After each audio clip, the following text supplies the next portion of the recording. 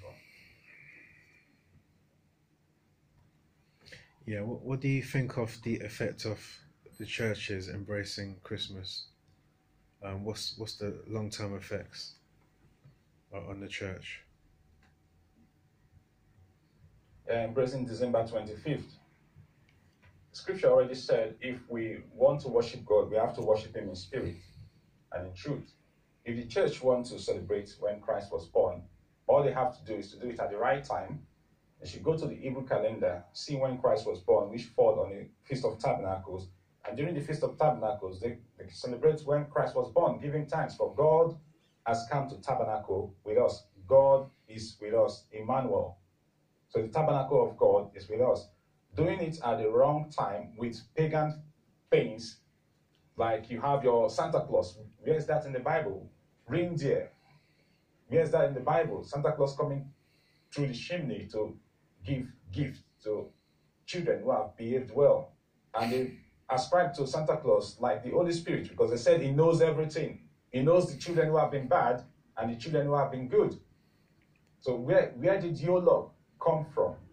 Why December 25th?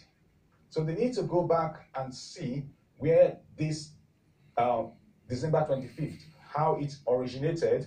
We started in the Tower of Babel, when Nimrod was killed and his wife Semiramis gave birth to a son which was called Tammuz. In the Bible, that son is called Baal. That's Semiramis is called Ashtoreth if you read the scriptures. So when you see Ashtoreth, Queen of Heaven, they're talking about Semiramis. Okay, and Baal, which is also called Tammuz. And they were burning their sons and daughters to Tammuz in the valley of the sons of Hinnom. So we see that December 25th was a time the pagans used to celebrate the birth of the sun god Tammuz, which is Horus in Egypt. Called also we call Adonis in Greek or Rome. So we see these are the different names for the different gods. So Christmas or December 25th celebration of as the birth of Christ has no biblical backing to it.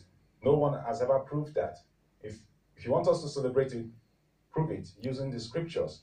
It's based on the tradition of men. And Christ said that the Pharisees, they've left the commandment of God that they may keep their tradition. You get that in Mark chapter 7. So the celebration of December 25th is based on tradition and not of men. At the second coming of Christ, all these tradition will be put to the sword. Yeshua is going to make an end of it. And the seventh feast of the Lord will be reinstituted in the church. Passover, unleavened bread, first fruit, Pentecost, trumpets, atonement, and tabernacles will be celebrated once again in the church of God. I remember seeing a video about the Christmas tree that originally the decorations that go around it was some kind of I'm saying this in the recording. It's some kind of snake that goes around the tree originally. Yeah, it's a satanic. The symbolism. They've changed it. They made the tree look nice, but originally it was a tree with a snake going around it. That's what the decorations kind of represent. Yeah, there's so many traditions surrounding the Christmas tree, and there's so many things. The Bible said, "Learn not the way of the Eden." So we are not to follow the way of the Eden. We are not to worship God the way the Eden do. We are to worship God according to what is written in the scriptures and follow his instruction. God is a God of order, as written in the scripture. Let everything be done in decency and in order. So we have to follow the order God has placed for us. And that is what will lead us into the kingdom. Do you think that a lot of that, I just remember there's the mistletoe as well. There's lots of little things that is part of the whole tradition. Do you think most of this comes from the Catholic Church? No, the whole Christmas. It didn't come from the Catholic Church. These are part of the Babylonian culture, Babylonian tradition that moved to Egypt, and they added some Egyptian things to it, and then from then moved over to Greece and to Rome and the Persians. So they bring all this culture together, and we have what is called the Christmas culture. The Roman Catholics brought these things into the Christian church. They didn't originate it, they only brought it in. and they try to modify it by trying to Christianize it and Westernize it by calling it, instead of calling it Saturnalia, Mitraism, they now call it Christmas, which is the Mass of Christ. So they only put the name of Christ on that to make it acceptable to, say, deception anyway, to make it acceptable to the followers of Christ.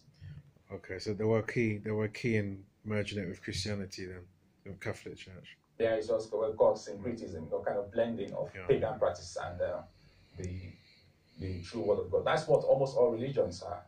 You have some truth of God's word in them, which they now mix to make their own religion.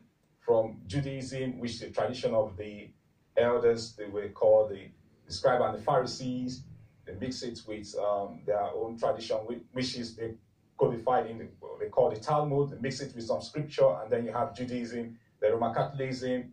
You have some scripture mixed with Greco-Roman tradition, and then Islam, some scripture mixed with the Arabian tradition.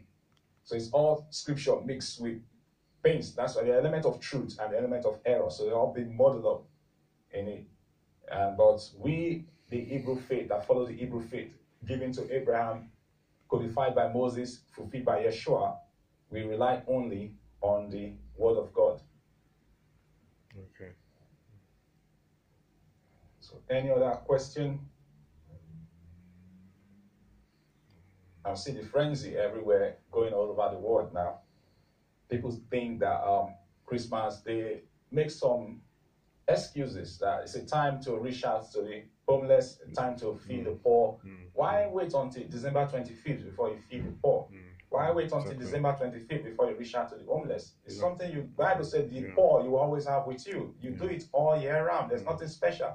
Why wait until December 25th before you give your spouse, your children, gifts or presents? Exactly. You can do that anytime. And why wait on the December 25th to have a family meal? You can do that anytime. Yeah, very true. So people find excuses not to obey God. Just the same excuse they find not to keep Shabbat on the seventh day. The same excuse they say the commandments of God has been nailed to the cross. Citing the writings of Paul. No, Paul never said that. They misunderstood what Paul was saying, and they just take on that and build a religion out of it. So God is calling us back to the scripture, calling us back to the truth of the scripture that will make us free. Look at the state of the church. The church is built on disobedience. This is the church built on the sandy store, sandy sand, sandy foundation. Bible said they will not be able to endure the storm. When the storm of life comes, they will fall. And scripture says, great was the fall of it. When the mark of the beast, when it comes to the time that the mark of the beast will be instituted, they will fall because they have been told before the mark of the beast will come, the rapture, which is another false doctrine from the Roman Catholic Church, we take them to a place of safety. And right in their face, when the mark of the beast is fully instituted and there's no rapture to take them to a place of safety, they will turn away from the faith. But many shall be offended. That's when the offense is going to come because they built their life based on this false doctrine of the rapture, being called to a place of safety. They've given their all, their time, their energy, their life, their money, resources, only for them to discover they've been sold a lie all these years. And many shall be offended and shall what? Betray one another. And that is when there's going to be a great falling away. So we that know the truth and build our foundation on Yeshua, the solid rock, will be able to weather the storm. The Bible said the house built on the sand, on the stony foundation, on the rock, faced the storm, was beaten by the wind, the storm, the troubles of life, but it didn't fall because the foundation was on Christ, the solid rock. The true church of God is built on Christ himself. On Christ, the solid rock, we stand. The church of God is not built on Peter, it's built on Christ. Christ will not build his church on man. Christ builds the church on himself. The rock that followed the children of Israel, that rock was Christ. So true, so true. Amen. So any other question? Amen. Any question from this side? This side has been so quiet.